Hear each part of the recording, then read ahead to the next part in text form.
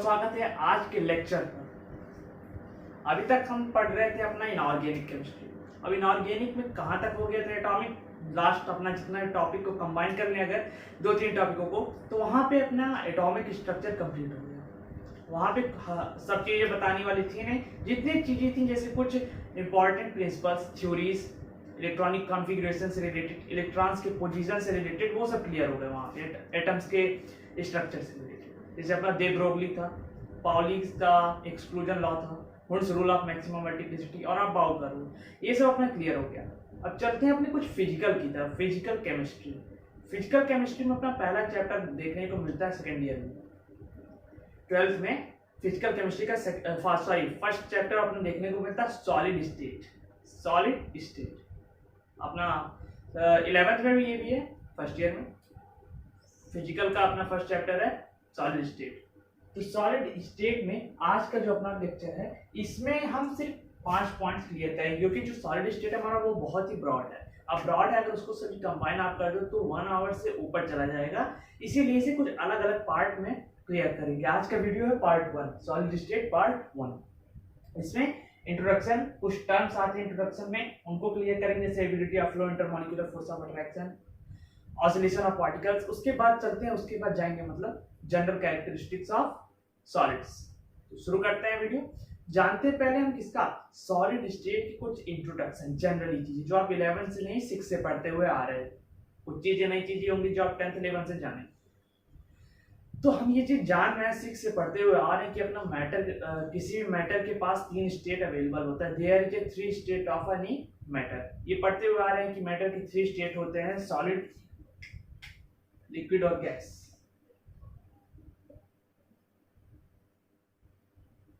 या गैसियस, ये 3 हम पढ़ते हुए आ रहे हैं शुरू से कि ये मैटर के हमारे 3 स्टेट होते हैं। हट रहे हैं। अब चलते हैं कि ये भी इसमें अब आता है बात कि इसमें से हमारे जो दो हैं, कोई दो इसमें से स्टेट लाइक सिमिलर बिहेवियर करते हैं, उनको हम एक साथ पढ़ सकते हैं, लेकिन तीसरा जो है उसे हम अलग ही करके पढ़ना पड़ता है, क्योंकि दो की जो बिहेवियर होती है वो सेम होती है, दो की कुछ क्वालिटी यूनिक होती है, सेम होती है, एक की अलग होती है। कौन कौन से, ये है, एक लिक्विड होता है स्टेट और गैसेस स्टेट। लिक्विड और गैसेस स्टेट को हम एक साथ ही व्यवहार करते हैं एक जैसा। क्यों? क्योंकि इसमें एबिलिटी ऑफ फ्लो प्रेजेंट होती है। एबिलिटी ऑफ फ्लो क्या होता है ये जान रहे हैं अभी आगे धीरे धीरे। अब बात आती है कि हमारा सॉलिड जो होता है इसे हम अलग करके पढ़ते हैं, क्योंकि मेन रीजन यही, क्योंकि इसमें हमारा एबिलिटी ऑफ फ्लो जो होता है अवेलेबल नहीं होता। अब एबिलिटी ऑफ फ्लो टर्म आ गया, सेकंड पॉइंट, ये क्या होता है देखें।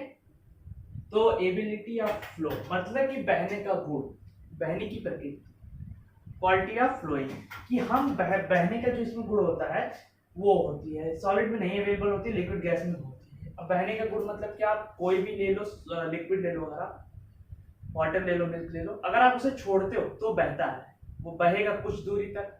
गैसेस है, आप ज्यादा दूर मत जाओ क्योंकि गैसेस तो दिखते हैं नहीं। आप ले लो एग्जांपल, अपने घर में किचन रूम में सिलेंडर अवेलेबल होते हैं, एलपीजी गैसेस में जिसपे आप कुकिंग करते हो, वो जब लीक होते हैं तो उनके गैसेस जो होते हैं, प्रोपेन हुआ और जो उसमें मिले होते हैं एथिल प्रोपेन, वो आपके जो होते हैं फ्लो होते हैं, फ्लो होते हुए आपके नाक तक उसकी स्मेल जाती है कि हाँ भाई हमारा गैस लीक हो रहा है, तो आप उसे बंद करते हो। तो ये एबिलिटी इसमें होती है। लेकिन आप सॉलिड ले लो, ये बोर्ड ले लो, ये ले लो, मार्कर्स ले लो, आप बोर्ड ले लो, तो ये जो है, या फिर आप ये पीछे का वॉल ले लो, तो ये सब जो है सॉलिड है। अभी आप देख लो क्या फ्लो हो रहा है, ये फ्लो नहीं हो रहा है। ये तो भाई मेरे हाथ में, तो मैं इसे किसी भी डायरेक्शन में घुमा सकता हूँ, फेंक सकता हूँ, रख सकता हूँ, लेकिन ये फ्लो नहीं हो रहा है। तो ये हो गया हमारा सॉलिड। तो इन दोनों को फिलहाल छोड़ते हैं, क्योंकि लिक्विड और गैसेस को पढ़ेंगे बाद में, ये तो है ही।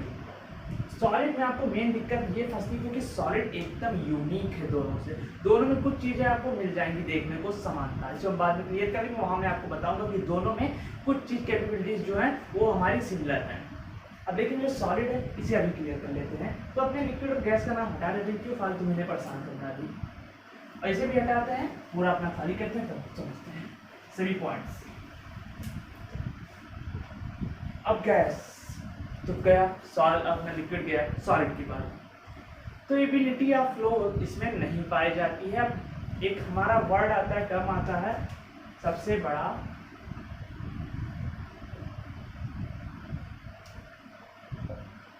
ये वॉइड। ये सबसे मजेदार टर्म है आपके लिए साइंस स्टूडेंट्स के लिए। मैं आर्ट वालों की बात नहीं कर रहा हूँ, मैं साइंस स्टूडेंट की बात कर रहा हूँ। वाई जो है ये बहुत ही मज़ेदार टर्म है, शब्द है आपके लिए। आप एक लाइन पढ़ रहे हो, अगर आपने वहाँ पे वाई लगा दिया तो वहाँ से आपको नया चीज़ जानने को मिल सकता है। ठीक है, अगर आप खोजने वाले स्टूडेंट हो, आपको नई चीज़ जानने कि आप इच्छुक हो, तो आप वाई अगर लगाते हो हर सेंटेंस में, क्यों, आखिर ऐसा क्यों, पानी बह रहा है, क्यों बह रहा है, वो भी आप जब जानने की कोशिश करोगे क्यों, तो वहाँ भी आपको एक रीजन मिलेगा कि पानी बहता क्यों है। ये भी अगर आप बात आ गई तो जान दो, क्योंकि हम जानते हैं लिक्विड के पार्टिकल्स जो होते हैं कुछ दूरी पर होते हैं इस तरीके से। चलो एबिलिटी ऑफ फ्लो ही पहले हम क्लियर कर ही लेते हैं, वाई जब आ गया है। अब पानी क्यों बहता है, तो क्योंकि हम जान रहे हैं लिक्विड के पार्टिकल्स कुछ दूरी पर होते हैं।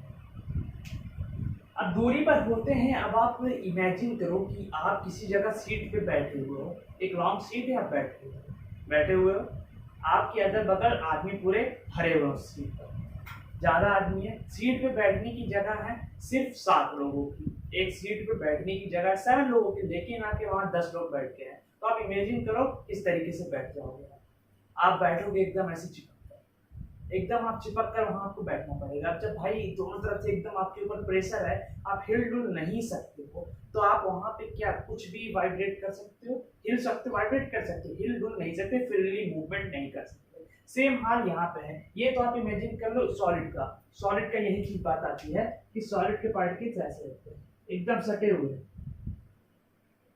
ये हो गए आप, ये हो गए सीट आपकी, और ये सब आदमी आपके अगल बगल। अब इनके पास जब जगह ही नहीं है भाई, एकदम ये प्रेशर में दबे हुए हैं कि पार्टिकल, तो ये फ्रीली मूवमेंट कैसे कर सकते हैं। अब फ्रीली मूवमेंट जब ये नहीं करेंगे तो इसका मतलब कि इनके पार्टिकल्स भी जो है फ्रीली मूवमेंट नहीं करते हैं, फ्लो नहीं होते हैं, तो हमारा जो मैटर है वो भी फ्लो नहीं होगा। तो सॉलिड में पता चल गया व्हाई सॉलिड नॉट फ्लो, ये रीजन आ गया, क्योंकि यहाँ पे इसके जो पार्टिकल्स होते हैं उन्हें ऐसा डिजाइन किया जाता है, उनको ऐसे अरेंज किया जाता है कि फ्रीली मूवमेंट कर नहीं सकते अपने वेरिएबल स्पेस में, इसीलिए ये फ्लो नहीं होते। और लिक्विड क्यों फ्लो होते हैं, क्योंकि उनके पास कुछ जगह होती है। अब अगर है एक सीट पे बैठने के लिए 7 लोगों की जगह है आपके पास, वहां पे सिर्फ मान के जो सिर्फ 5 ही लोग बैठे हैं, एक सीट पर 5 ही लोग बैठ के, लेकिन जगह 7 लोगों की, तो आप थोड़ा फ्री हो जाओगे, आपकी बगल वाले की थोड़ा थोड़ा स्पेस आपको मिल जाएगा दोनों, तो आप वहां पे हिल सकते हो, खड़े सकते हो, पैर उठा के अपने पैर के ऊपर रख सकते हो, वहां फ्रीली मूवमेंट जो कर सकते हो।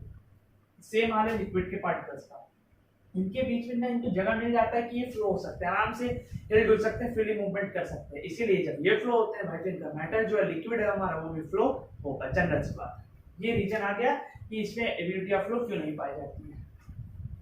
अब इसके बाद एक बात आती है कि आखिर में हमारे जो सॉलिड के पार्टिकल्स होते हैं, बात तो मिटा दिया, फिर बनाना पड़ेगा हमें। सॉलिड के जो ये पार्टिकल्स होते हैं इस तरीके से,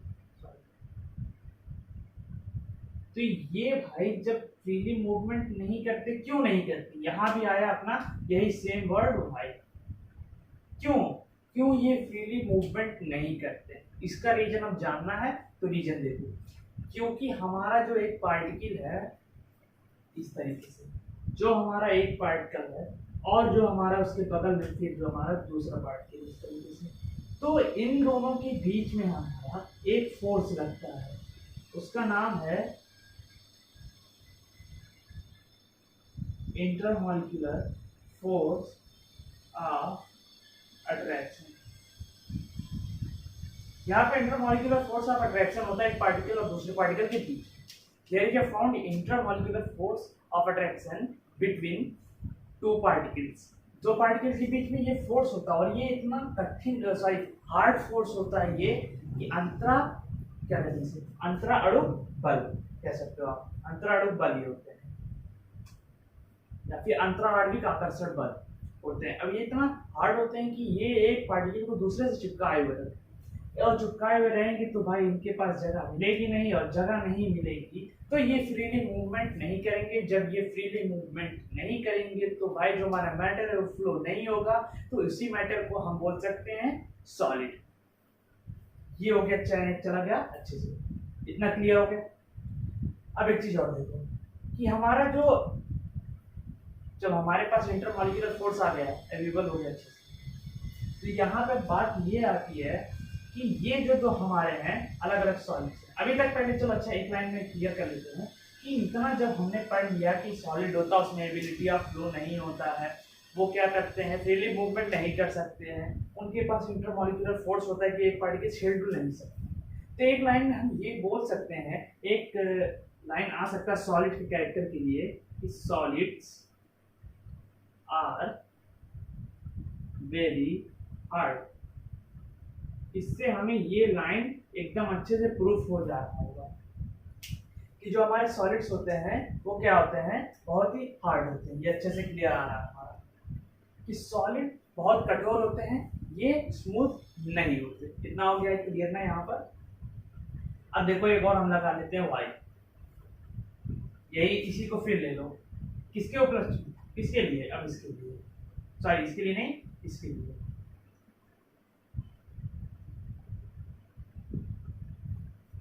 तो अब इसके बाद ये हमारा वाई लग गया कि ये जो हमारे जो पार्टिकल्स हैं ये जो फ्रीली मूवमेंट नहीं कर सकते।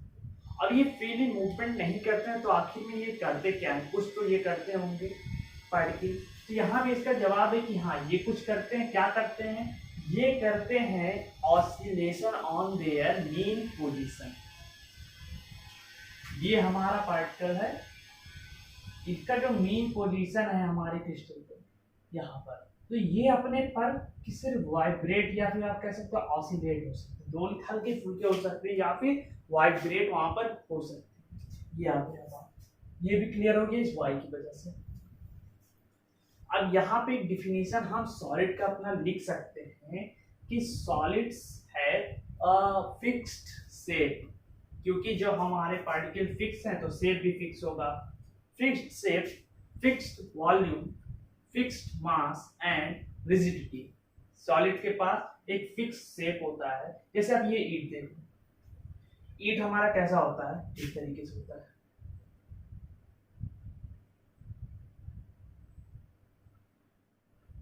ये हो गया है, इस तरीके से ईंट होता है। तो ये हमारा देखो इसका शेप भी फिक्स होता है, घटता बढ़ता नहीं है। वॉल्यूम भी इसका फिक्स है, मास भी कितना ही द्रव्यमान अपना डालता है ये भी इसका जो है फिक्स है।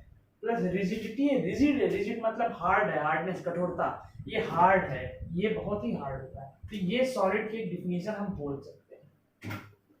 हो गया ये सॉलिड की इंट्रोडक्शन की बात आ गई। अब चलते हैं किस पर, जनरल कैरेक्टरिस्टिक्स ऑफ सॉलिड। इसमें से अगर आपको कुछ नोट करना, कुछ का मतलब जो समझ में आया, कोई जरूरी नहीं कि मैं एक एक लाइन लिखूं तो आप बैठ के डिफिनीशन बनाओ, सिर्फ आप लिखने चाहो तो अपने जितना समझो उस हिसाब से अपनी लैंग्वेज में कोशिश करो लिखने, ठीक है। तो आगे बढ़ो, हो गया होगा।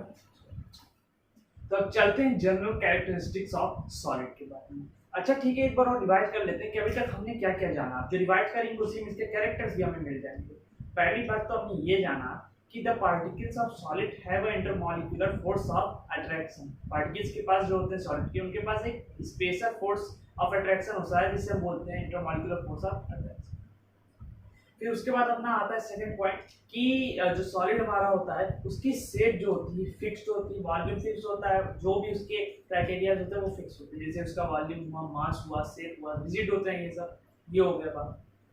ये के पार्टिकल्स ऑसिलेट करते हैं, ये हो गया बात। तो इन सब से जो हम अपने कुछ पॉइंट्स निकालते हैं सॉलिड के कैरेक्टर्स के लिए। पहला आता है पॉइंट कि सॉलिड के पास होता है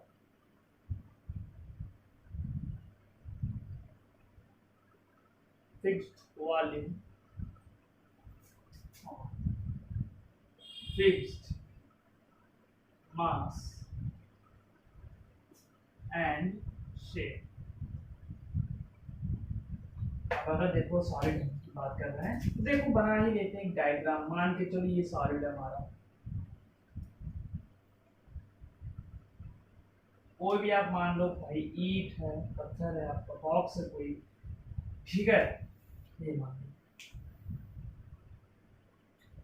तो इसका आपको ये दिख रहा है कि जो ये वॉल्यूम इसका है, आयतन, ये कितना जगह घेर रहा है, ये इसका फिक्स है। अब ये तो है नहीं कि इतना जगह घेर रहा है फिर थोड़ी देर बाद सिर्फ इतना ही घेरेगा, फिर उसके थोड़ी देर बाद ये जा रहा होगा इतना घेरेगा। इसका फिक्स है कि ये इतना ही जो इसका वॉल्यूम है ये ले रहा है स्पेस। पहला पॉइंट, वॉल्यूम अपना हो जाएगा फिक्स। शेप, इसका शेप भी फिक्स है, बॉक्स है, ईंट, जो भी शेप फिक्स है। मास, इसके जो द्रव्यमान है ये भी जो है फिक्स्ड है। उसके बाद अगर बात करें अपने दूसरे पॉइंट की, तो इंटरमॉलिक्यूलर फोर्स ऑफ अट्रैक्शन।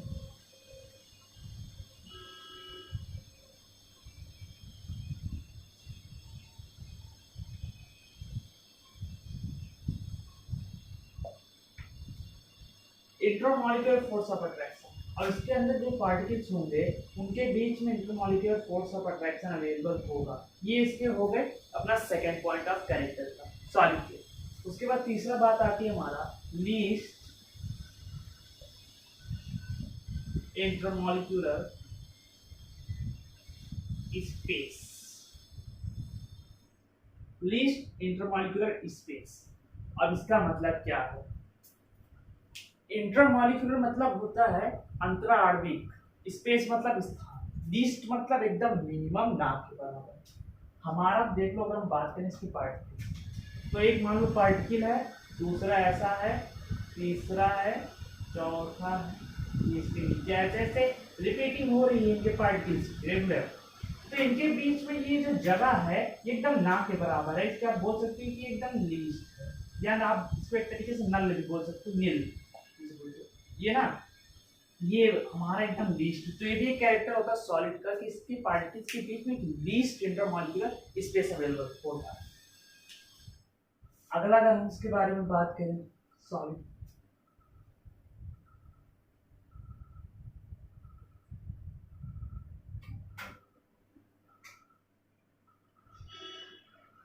ये दे ऑसिलेट ऑनली, इनके पार्टिकल्स सिर्फ ऑसिलेशन कर सकते हैं अपने मेन पोजीशन, वाइब्रेट हो सकते हैं, हिलेंगे डुलेंगे, फ्री मूवमेंट नहीं करने के लिए अवेलेबल होती है।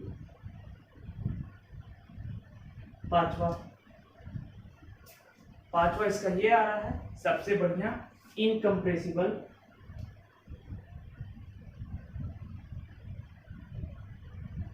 And rigid. इनकम्प्रेसिबल मतलब जिसे आप दबा नहीं सकते, अदाब, जिसे आप दबा नहीं सकते, कंप्रेस नहीं कर सकते, ये मार्कर को आप कंप्रेस नहीं कर सकते, ये सॉलिड है। इस बोर्ड को मैं जो है कंप्रेस नहीं कर सकता हूँ, ये सॉलिड है। रिजिड, हार्ड होते हैं, ये हार्ड होते हैं इसीलिए इनकम्प्रेसिबल होते हैं, इससे ये हार्ड है, ये स्मूथ नहीं, ये बहुत ही कठोर है, कड़े हैं। ये बोर्ड भी कड़ा है। ये हमारा फिफ्थ इसका कैरेक्टर, किसका? सॉलिड। ये हो गया एक सॉलिड का एक जनरल इंट्रोडक्शन और कुछ कैरेक्टर सॉलिड के बारे में। फिर से बता देता हूँ, ये हमारा पार्ट 1 है सॉलिड स्टेट का। अब पार्ट 2 में बात करेंगे क्लासिफिकेशन ऑफ सॉलिड के बारे में, कितने डिवाइडेशन उनका हो रहा है, कितने पार्ट में, उनके पार्ट्स के कुछ कैरेक्टर प्लस एग्जाम्पल्स के बारे में। ठीक है, अगला वीडियो देखना मत भूलना, वो भी आपको मिल जाएगा जल्द से जल्दी। इतना अच्छे से क्लियर कर लो, रिवाइज कर लो, बहुत इंपॉर्टेंट है सॉलिड स्टेट, चाहे वो कॉम्पिटिटिव हो, नीट का हो, IIT, जिसके भी आप आगे जाके एस्पिरेंट बनना चाहते हो, या फिर अगर आप बैचलर कोर्सेज परस्यू करते हो जैसे BSc वगैरह, या फिर आप मास्टर कोर्सेज भी करोगे उसके आगे, तो वहाँ पे सॉलिड स्टेट आपको बिल्कुल मिल जाएगा। ठीक है, तो आज के वीडियो में बस इतना है। वीडियो पसंद आया तो लाइक जरूर करना, और अभी तक अगर आपने चैनल को सब्सक्राइब नहीं किया है तो वीडियो जाओ सब्सक्राइब करो, बेल आइकन को प्रेस करो और वीडियो को शेयर करना ना भूलें। चलिए मिलेंगे अपने अगले टॉपिक में।